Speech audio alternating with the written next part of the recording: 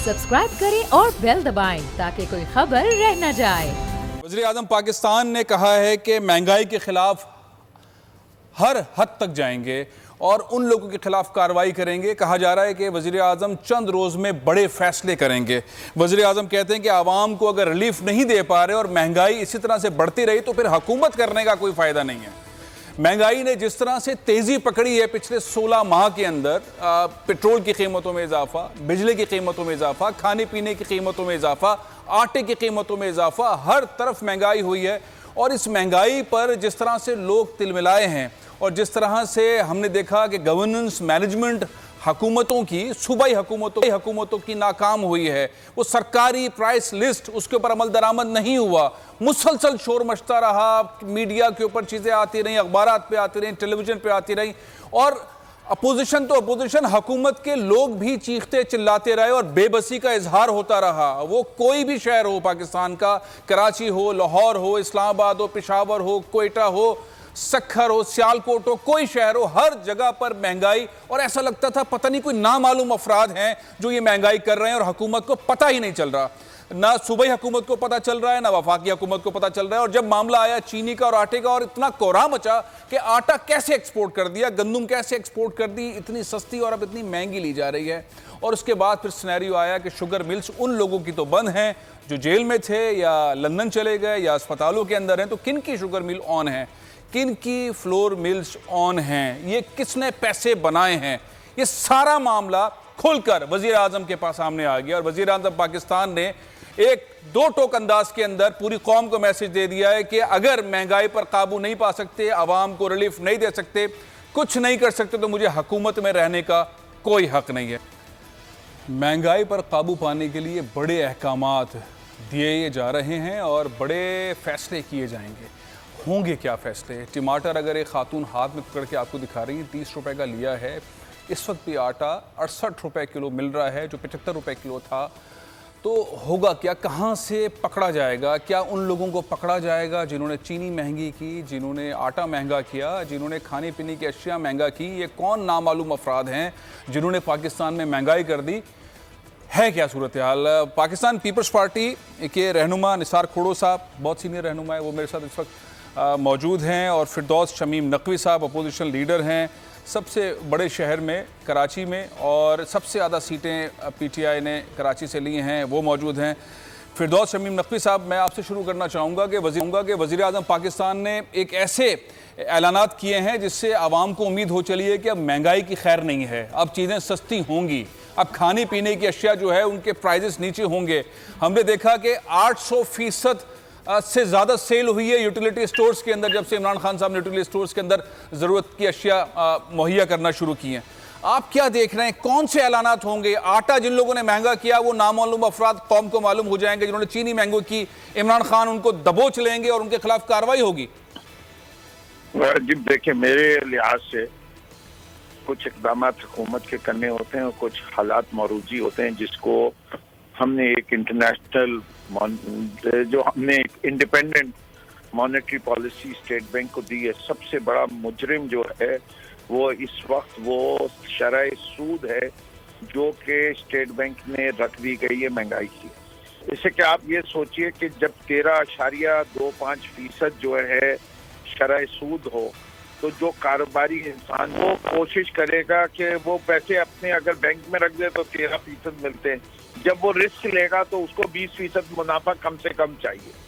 जो पहले लोग 10% मुनाफे पे काम करते थे, अब उन्होंने अपना मुनाफा ही 20% कर दिया। एक बड़ा मसला तो ये। दूसरा बड़ा मसला ये है कि ये पूरा गेम जो है वो सप्लाई एंड डिमांड के ऊपर चलता है। सप्लाई एंड डिमांड की जिम्मेदार ऑन प्रोविंशियल गवर्नमेंट है, चाहे वो पंजाब हो, KPK हो, बलूचिस्तान हो या सिंध हो। मैं ये नहीं कहना चाहता कि सिंध हुकूमत से जिम्मेदार होती है, नहीं। सप्लाई एंड डिमांड को अंदर अगर आप अपनी तरीके से प्रोजेक्ट नहीं करेंगे और आप स्टोर में एक सिक्योरिटी स्टॉक या एक बफर स्टॉक नहीं रखेंगे तो मुनाफाखोर इस सिचुएशन का फायदा उठाते हैं। और यही सबसे ज्यादा बड़ी वजह हुई है कि मुनाफाखोर जो कि मिडलमैन होते हैं जिनको आप ट्रेस सकते, सर वो जो है सर हम किसी मैं आपको माजरत के साथ, फिरदौस शमीम नकवी साहब, आप बहुत अच्छी गुफ्तगू करते हैं, आप वाइट पेपर लेकर आते हैं, हुकूमतों के ख़िलाफ़ चीज़ें लेकर आते हैं, पाकिस्तान पीपल्स पार्टी किस तरह कोताहियाँ करती है वो लेकर आते हैं। मैं इस वक्त ये बात आपसे, मेरा सवाल सिर्फ छोटा सा ये है कि आज सारे अखबारात के अंदर इमरान खान साहब ने जो उनके हवाले से लिखा गया है, सुर्खियाँ लगी हुई हैं और जो चल रहा है और जो उनके ट्वीट्स हैं, उसमें तो अब इमरान खान साहब को मालूम हो गया है कि अब मैं नहीं छोड़ूंगा जो नामालूम लोग थे जिन्होंने महंगाई की। मैं तो सिर्फ ये जानना चाहता हूं, क्योंकि आप पीटीआई के सबसे बड़े लीडर हैं सिंध के अंदर, और सिंध के अंदर बहुत महंगाई रही है, तो मैं तो खुद से जानना चाहता हूं कि वो कौन से नामालूम अफराद लोग हैं, वो कौन से जिन्होंने पैसा बनाया है, उनके खिलाफ आप समझते हैं इमरान खान साहब उनको दबोच लेंगे, पकड़ लेंगे और उसके बाद एक इन्वायरमेंट क्रिएट होगा और सस्ता जो है माहौल पाकिस्तान के अंदर महंगाई का खात्मा शुरू होगा? देखिए, मैं जो खान साहब ने बात कही है, पहले तो मैं उसका इतराफ करता हूँ कि जितनी भी हुकूमतें बनती हैं उनका मकसद हयात या मकसद हुकूमत जो है वो अवाम की खिदमत करना है। जहाँ अवाम तकलीफ में आ जाए और महंगाई की वजह से अवाम तकलीफ में आई है तो हुकूमत की जिम्मेदारी अव्वल है कि वो अपने गरीब और कमजोर तबके की हिमायत में उनके लिए खड़ी हो जाए और वो तमाम तर इसमें मुनाफा खोरों को मुनाफा ना बनाने दिया जाए, जो कि एक जायज हद से ज्यादा हो। जायज हद का मुनाफा जो है उसके बारे में मैं आपको बता रहा था कि एक मुश्किल जो है वो गवर्नर स्टेट बैंक साहब ने क्रिएट की हुई है कि जिसकी वजह से हर कारोबारी, अगर गवर्नर स्टेट बैंक को इतनी काबिलियत की बुनियाद पे आपकी हुकूमत लेकर आई है, वफाक लेकर आया, वो ये कर रहे हैं। मैं तो सिर्फ जानना चाह रहा था कि ये जो गंदम और चीनी, इन दो चीजों की कीमतों में इजाफा करने वाले लोग अगर पीटीआई से निकल आए तो इमरान खान साहब उनके खिलाफ कार्रवाई करेंगे? मैं समझता हूँ अगर पीटीआई से निकल के आए तो उनको दुगनी सजा देनी चाहिए, दुगनी सजा देनी चाहिए पार्टी के लोगों से।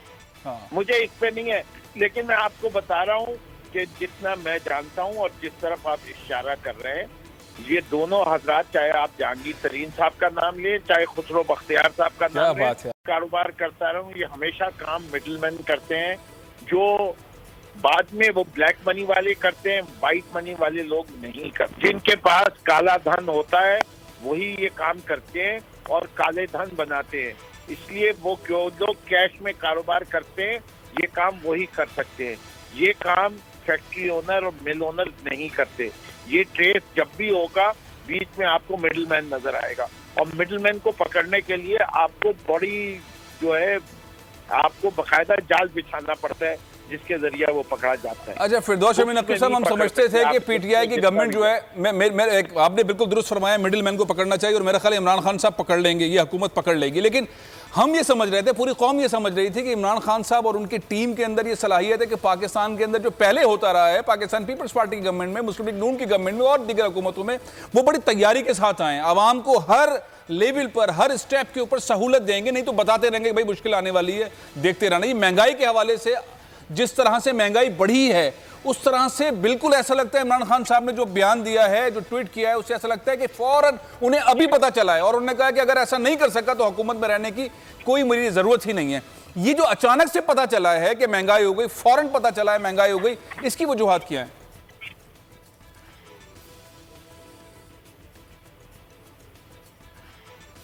नकवी साहब, आपको आवाज आ रही है? जी मुझे आवाज आ रही है। आपने मुझसे सवाल, मैं समझा आप ब्रेक पे जा रहे थे। नहीं नहीं, देखिए आप जो कह रहे हैं वो ऐसी वाली बात है, आपके घर में 200 बोरी आटे की पड़ी हुई है और मालूम दिया आटा महंगा हो गया, तो ये आपकी समझ में आएगी बात? अगर हमारे पास जितने अभी भी इतने 13 मिलियन टन वीट पड़ी हुई है और उसके बावजूद महंगा हो गया वीट, तो इसके मतलब ये है कि किसी ने सप्लाई लाइन के अंदर कोई डिस्टर्बेंस पैदा की। कोई वजह नहीं है। एक वजह होती है कि जी शॉर्टेज हो गई। शॉर्टेज होती तो इसका मतलब ये है कि हुकूमत सो रही थी, वीट का स्टॉक कम हो गया, वीट मंगवाई नहीं इसलिए महंगी हो गई। यहाँ तो मामला ये है कि वीट मौजूद है घर में, स्टोर्स में पड़ी हुई है, अवाम तक नहीं पहुंची। अवाम तक क्यों नहीं पहुंची? उसके लिए तमाम सूबाई हुकूमतें अपनी अपनी जगह जिम्मेदार हैं और वो अफसरान जिम्मेदार हैं और उन अफसरान के खिलाफ इंक्वायरी होनी चाहिए कि आपने स्टोर गोडाउन से मार्केट तक वीट क्यों नहीं पहुंचाई। आपने मुतालबा कर दिया है कि उन ब्यूरोक्रेट्स के खिलाफ कार्रवाई होनी चाहिए। किल्लत नहीं है इस सब मार्केट में, किल्लत होती है। अच्छा, आप मुतालबा कर रहे हैं कि वो ब्यूरोक्रेट जिनके पास ये नॉलेज थी, उन्होंने ये सब कुछ किया, उनके खिलाफ कार्रवाई होनी चाहिए। एक मिनट जी जी जी। अभी चीनी की कीमत बढ़ने की अगले क्रशिंग सीजन की बात हो रही है। क्यों कि जो गन्ना आप 170 रुपए की मिलें खरीद रही थी, वो अब 100 रुपए मन के बजाय 220 रुपए मन पे खरीदेंगी। तो 50 रुपए मन जब बढ़ेगी चीनी तो कीमत आगे बढ़ेगी। अगर बिजली की कीमत बढ़ाएगी हुकूमत तो चीनी की कीमत बढ़ेगी। इससे क्रशिंग में बिजली इस्तेमाल होती है। अगर आपको चीनी ट्रांसपोर्ट ट्रकों के जरिए और पेट्रोल की कीमतें बढ़ेंगी तो चीनी की कीमत बढ़ेगी। वो कितनी बढ़ेगी वो उसकी मिकदार तय की जा सकती है। ये जो कीमतें बढ़ रही हैं, अचानक जो बढ़ रही हैं, ये किसी डिमांड ये नहीं है कि कॉस्ट ऑफ प्रोडक्शन बढ़ गई है। ये इसलिए कि somebody is making extra money। कोई प्रॉफिटेरियन की इजाजत नहीं होनी चाहिए। प्रॉफिटेरिंग के ऊपर कंट्रोल करने के लिए सूबाई हुकूमतें जिम्मेदार हैं through their price control committee, through the food authorities जो हर सूबे में बनाई गई है। इसमें वफाक अगर कहीं जिम्मेदार है तो वो सिर्फ इस्लामाबाद कैपिटल टेरिटरी एरिया में जिम्मेदार है। लेकिन ओवरऑल कंट्री की सप्लाई एंड डिमांड सिचुएशन को मॉनिटर करना वफाक का काम है। अगर हर सूबे में इतनी मिकदार चीजों की मौजूद थी कि वहाँ शॉर्टेज ना हो। फिरदौस साहब, मैं आपकी बात समझ गया, मैंने आपका पॉइंट ले लिया। हम साबिक गवर्नर सिंध मोहम्मद जुबैर उमर साहब समझते हैं। गवर्नर साहब, आपने देखा, आपने इतनी बड़ी पार्टी को रन भी कर रहे हैं, देख भी रहे हैं क्राइसिस के अंदर ये जो महंगाई हुई है, जिस तरह से नकवी साहब फरमा रहे हैं, डिमांड एंड सप्लाई, और जो हुकूमत की पॉलिसी है जिसमें सूद, जाहिर है ज़रा सूद अगर बढ़ जाएगा तो फिर तो लोग बिजनेस कम करेंगे, पैसा रखेंगे, सेविंग बनाएंगे।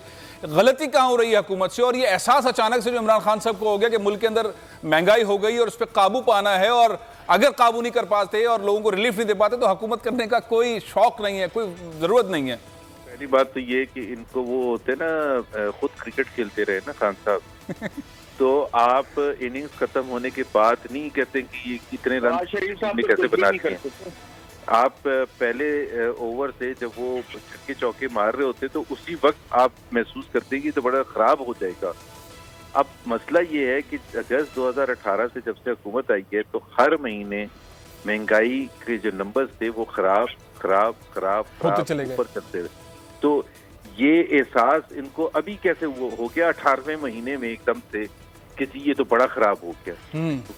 आज से 4 महीने पहले की इन्फ्लेशन की फिगर उठा के देखते, इन्हीं की हुकूमत की रिलीज किया। हमारे हम कुछ नहीं कह रहे, तो उस वक्त क्यों नहीं एहसास हो। और सबसे ज्यादा इंपॉर्टेंट चीज होती है कोई भी हुकूमत होती है पढ़े लिखे लोगों की, तो वो ट्रेंड देखते हैं कि ट्रेंड अगर नेगेटिव है किसी चीज का भी इंडिकेटर का, तो आप उसी वक्त उसको फिक्स करने की कोशिश करते हैं कि ये क्यों नेगेटिव ट्रेंड है, क्यों इन्फ्लेशन ऊपर जा रही है।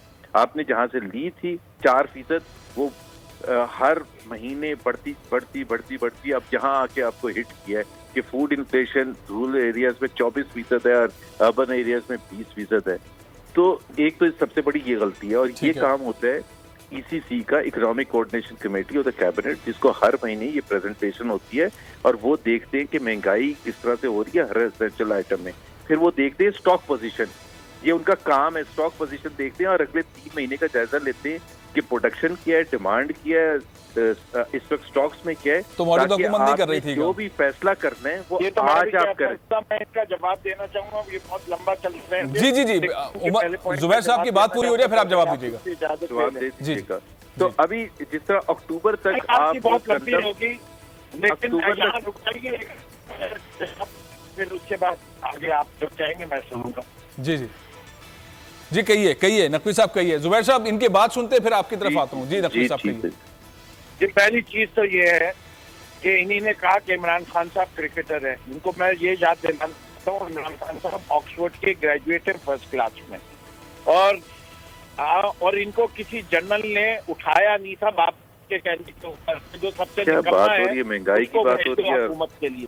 तो मेरी बात क्या, जी बात कर लीजिए। मैं नवाज शरीफ साहब के ऊपर जो बातें करना चाहूंगा आप नहीं रोक सके।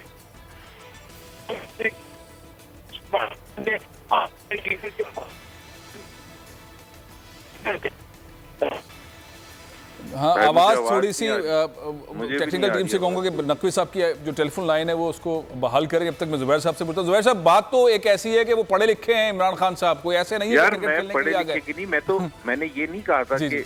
मैंने सिर्फ ये कहा था कि क्रिकेटिंग पार्लेंस में एग्जांपल देते ना कि आप 18वें महीने में जाके एकदम से महसूस नहीं करते। क्रिकेटिंग पार्लेंस में मैंने ये कहा था कि जी जब जी जी जी शुरू से मैच करते हो रहा हैं, होता है पहले 30 ओवर से ओवर करते का, हैं, तो पहले ओवर से आपको अगर धुनाई हो रही होती है जब, तो आप उस वक्त आप फील्डिंग पोजीशन चेंज करते हैं, बॉलर नहीं लाते, स्ट्रेटजी चेंज करते हैं। कहने का मेरा ये मतलब जी हाँ जी हाँ जी। तो ये महसूस पहले होना चाहिए था ना। और एक economic coordination committee of the cabinet है। अगर आप अक्टूबर तक आप वीट एक्सपोर्ट कर रहे थे, क्यों कर रहे थे आप एक्सपोर्ट? आपको नहीं पता था कि कितनी शॉर्टेजेस हो जाएंगी? शुगर की आपने पिछले साल अप्रूवल दी एक्सपोर्ट करने की। और मैं ये भी बता दूं, क्योंकि खान साहब ही की लैंग्वेज में मैं बता रहा हूँ, इसमें सिर्फ मिसमैनेजमेंट नहीं है, इसमें सीरियस इश्यूज हैं। हम अब आज भी आपके टीवी के थ्रू मैं 10 दिन से ये कह रहा हूँ, इसका जवाब देते हैं कि गोदाम जो है, गोदाम जहांगीर तरीन के, चीनी के हवाले से, खुसरो बख्तियार के, वो चेक करवा ले सबके सामने, सारे कैमरास देखे जाए। मैं तो नाम नहीं ले रहा था, मैंने सवाल किया था, नकवी साहब ने उन दोनों का नाम ले दिया। जी, मैं साफ नाम ले रहा हूँ आपके सामने।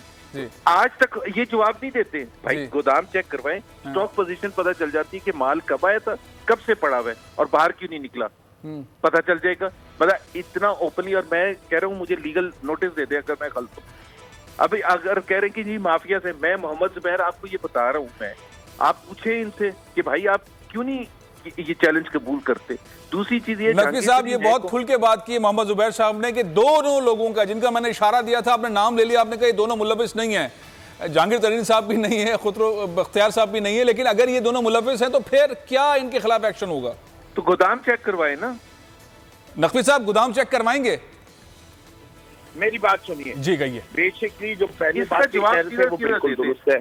जी जी जी मैं सीधा सीधा जवाब दे रहा हूँ, मैं जी। घुमा फिरा के बात नहीं करता। जी जी देखिए, बड़ी सीधी सीधी है। जो इन्होंने पहले बात कही वो बिल्कुल दुरुस्त है कि स्टॉक पोजीशन पे वो दिखनी चाहिए। एक प्राइवेट सेक्टर की शुगर मिल है, I will sell my product when I want to, it is not जब चाहूँ। मुझसे कितनी डिमांड की, कितनी गवर्नमेंट ने खरीदने की कोशिश की, अगर गवर्नमेंट के गोडाउन में शुगर इनफ है और मैं अपनी शुगर नहीं बेचना चाहता मार्केट में, वो मेरी मर्जी है। ठीक है, लेकिन गवर्नमेंट को अपने स्टॉक्स, स्ट्रेटेजिक स्टॉक्स रखने चाहिए और गवर्नमेंट को उनको रिलीज करना चाहिए। ये कोई जरूरी नहीं है कि अगर उन्हीं ने अपनी मिल में चीनी स्टोर किए, वो उनका डिसीजन है, उनका कैश फ्लो फंसता है। He is a private sugar mill operator, he is not a government sugar mill. चले इसको चेक भी करना चाहिए। इमरान खान साहब ने कहा जो भी मुलविस होगा उसको पकड़ा जाएगा। सब्सक्राइब करें और बेल दबाएं ताकि कोई खबर रह न जाए।